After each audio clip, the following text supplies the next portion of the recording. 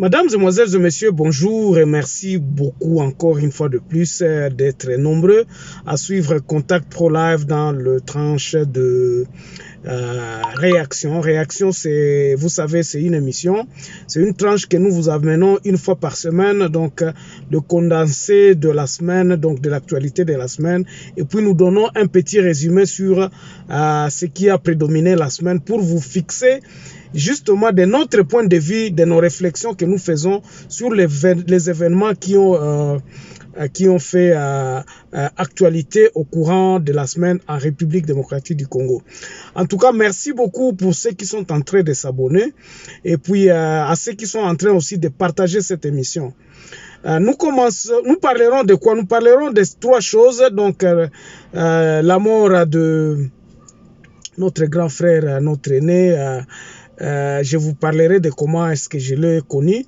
Et puis nous allons parler des conférences nous avions parlé des responsabilités au cours de la semaine passée, des responsabilités du peuple congolais. Et puis nous allons parler de la congolité. Donc ce sont ces trois sujets que nous allons développer dans réaction de ces jours. Donc nous sommes sur la route, souvent les week-ends, nous le faisons en dehors de nos studios parce que nous sommes en vadrouille, à s'occupant de beaucoup de choses ici en Afrique du Sud. C'est pour cela que nous profitons justement, comme nous sommes sur la route, au lieu de vous laisser les week-ends comme ça, nous vous faisons un condensé pour que le lundi ou demain matin, si nous avons l'opportunité d'être à la maison dans nos studios un peu avant, nous pourrons faire un autre sujet, commencer le sujet de la semaine qui va commencer. Mes chers amis, quand j'ai commencé cette tranche-ci de Contact Pro Live, je parlais de qui est congolais et qui ne l'est pas. Je ne sais pas comment est-ce que Mukubwa Kadiombo,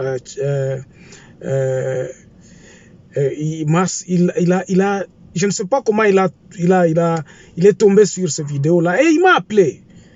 C'était le premier journaliste à Kinshasa qui m'avait appelé pour savoir un peu plus sur moi. Je lui ai dit qui j'étais et puis il m'a dit en tout cas courage, il m'a suivi, il m'a apporté des conseils comme ça. Je me suis posé question, c'est lui au fait qui m'a donné encore beaucoup d'envie de continuer à faire ce que je faisais, de parler de la Constitution, de parler de qui est congolais et qui n'est pas. C'était une petite émission. Et puis, je lui poserai la question si on pourrait faire des choses avec lui. Mais j'avais encore des difficultés pour la connexion Internet et tout ça. Alors, donc il y a à peine, je crois, un mois, il m'enverra encore un petit texte en me disant que non, le sujet que j'avais traité, je crois que j'avais traité sur... je me rappelle plus bien, c'était un sujet mais qui cadrait beaucoup plus sur la constitution de l'article 69 du président de la République et tout ça. Il m'a tweeté et puis c'était tout. Et puis j'apprendrai qu'il est mort la semaine passée. Ça représente quoi sa mort? Bandeko, après que Moutou asali azaki pie, asali émission moko oyo na actualité ozako ko sala tolé na kati ya nani ya internet et puis akufa ba soupçon ezaka ka ebele biso. Nous sommes à l'extérieur, ça nous fait mal que nous avions perdu quelqu'un qui était sur le bon chemin, qui faisait bien son travail. Eza élément moko ya munene to perdre. C'est pour cela que je présente mes condoléances à toute la famille biologique et puis na corporation nyonso ya ba journaliste na Kinshasa. Vraiment, mais le combat là, on continue parce que c'est un combat qui doit redorer l'image du Congolais. Ok, Mukubwa, mais esprit na we kotika la nabiso to continuer combat wana. Alors, deuxième chose que nous avions parlé, toloba ki na makambo oyo, il y a responsabilité à ba Congolais. Bandeko, nous avons besoin de quelqu'un à la tête du pays qui est conscient. Mutu oyaza conscient que musala na eza ko ya ko perpétuer ko sala ka ba élection te. Musala na eza ko ya ko sala musala et puis pour na ko changer makambo na mboka na biso. Nous remarquons jusqu'aujourd'hui qu'il n'y a rien qui a changé. Changement oyo batu baza ko comprendre ngo te. Changement eza ko construire pont te. Changement eza ko pesa batu biloko akolia te. Changement exact que non to kangabatu non. Le changement de notre pays, c'est toute la structure ya mboka oyo eza kokende malamu te.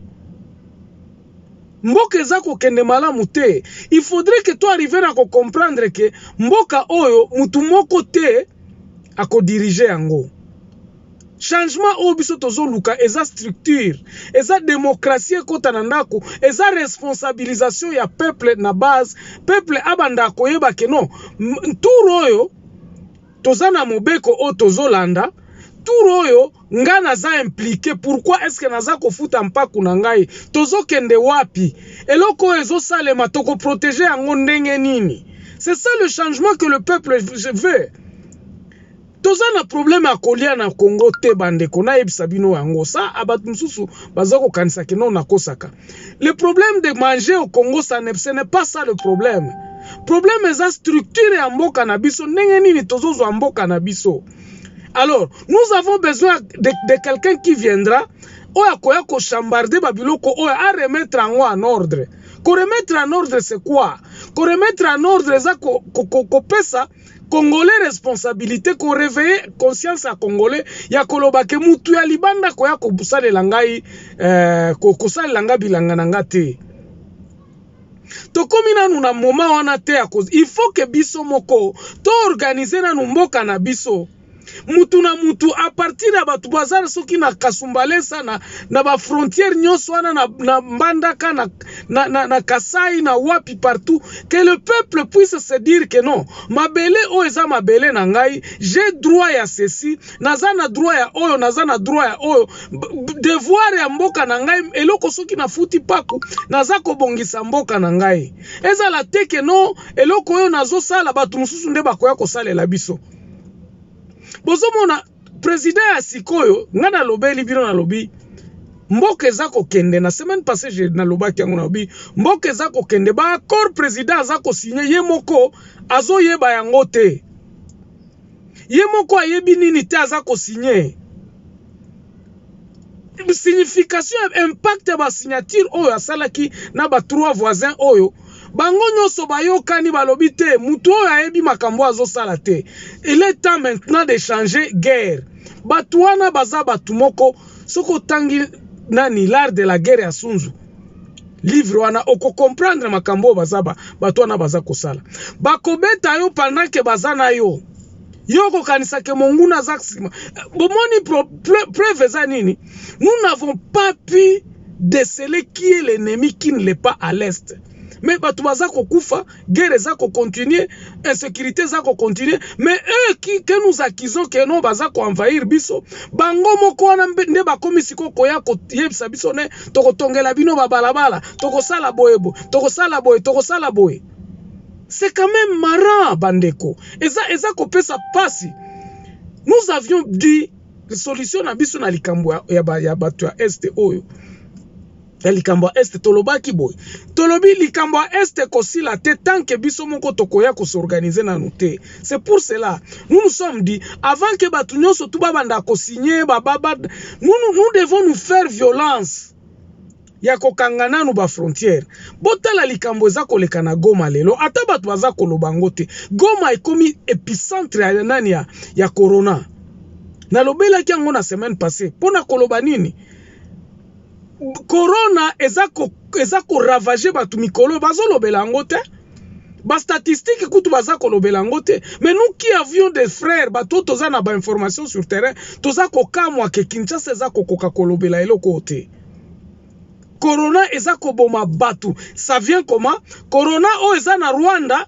Rwanda kanga ba frontière. Rwanda pour l'instant. Pono okende Kigali. Olongwa na est okende ba déplacement na ba région ba boyi yango.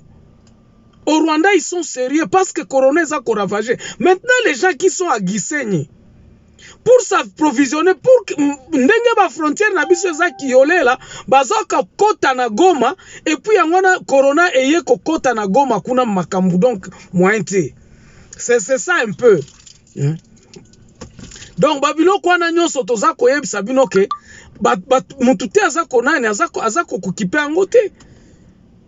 Corona wana ezako boma na Goma eza ya terrible. Eza ya terrible mais personne n'en parle.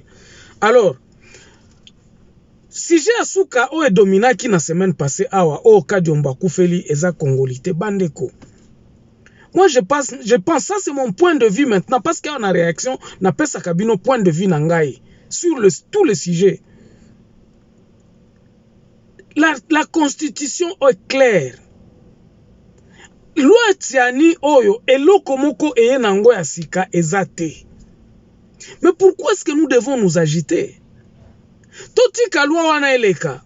Ataba tu va bloquer ango na parlement ke koleka te.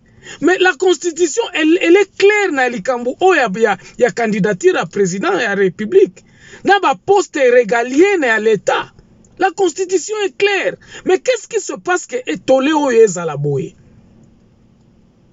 Parce que nous arrivons au moment où tout le monde veut se positionner en rapport à 2023. Batu nyonso, tout dans le camp politique. Et là, on a animé Batu. Ils veulent se positionner par rapport à 2023 pour bazo pouvoir. Pouvoir oyo pour l'instant, Batu nyonso tout balingi pouvoir oyo. Mutu msusu akosala lisusu te. C'est pour cela vous allez voir. La législature actuelle n'ayant pas pu commencer à changer, à apporter le changement, il a beaucoup passé le temps à essayer un peu de faire comme l'autre faisait, parce qu'il n'était pas sur il fallait d'abord qu'il soit pouvoir. Non, nous n'avons pas besoin de ça. No, Babomaki Kabila, tout ça.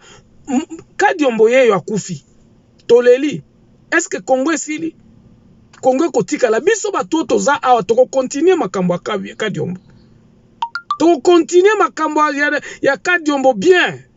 Idéologie wana ko faire changer Congo toko continuer nango. C'est pour cela muto azo ya awa. Ezate ke muto azo ya azako banga te.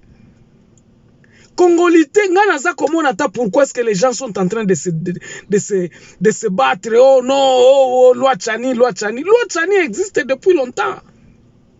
Et ça, c'est une stratégie parce que nous n'avons pas pu entamer le changement dans le cannabis. C'est pour cela que nous nous sommes dit. Conclusion Nabiso et Zalakanini, ce que vous vous rappelez bien. Nous avions dit ceci. Bandeko, dès que le peuple va récupérer le pouvoir, il a fallu entamer, à planter des corps. Il y a changement. Il y a coupé sa responsabilité dans le peuple. En proclamant les états de lieu, il y a des territoires. Je précise bien, il y a des territoires. Nous pouvons compter 145 territoires. Donc, si chaque territoire peut parler, tout solo là, sur l'Ikambo ya kokota na 4e république, makambo tokokai kokota na nangote. Nous aurons planté le décor, il y a Congo ya Sika. C'est-à-dire quoi? Quand les 145 territoires vont se mettre d'accord, parce que batouye bani, président Oazwaki opportunité à Kosala Likamwana mais Asala ki angote. Quand il y avait des histoires au Parlement, il fallait qu'il renvoie Batou à proclamer biloko ba conférence il y a un territoire donc ba état de lieu à territoire batwa qui ne solo là sur l'implémentation de la nouvelle administration il y a ba masolo nyonso à constitution na biso. Ça c'est mon idée que moi je vous dis que oi kokai kozala décor à planter pour na tokota na 4e république. Le président aura fait quelque chose de bon parce que c'est ça que le Congo veut. Congo na biso ya ngwana batu to solo la pona nini guerre za côté na biso awa na Nord Kivu. Ba territoire à Nord Kivu batu nyonso tu basangani, ba notable bayebani, ba administrateur de territoire bayebani, ba ko organiser loko wana. C'est ça la solution na kozala mulaite parce que si j'ai on a kozongela ngol sous la semaine prochaine. Voilà un peu ce que j'avais à vous dire pour réaction la semaine oyo. Ceux qui posent dans les commentaires, botende la ngai, naza toujours prêt. Il y a ceux qui na comme un koto là, ici j'avais dit quelque chose qui ne vous avait pas plu, vous pouvez toujours me contacter. Alors, je vous souhaite bon week-end et puis on se revoit très prochainement dans un nouveau numéro. Portez-vous bien, au revoir.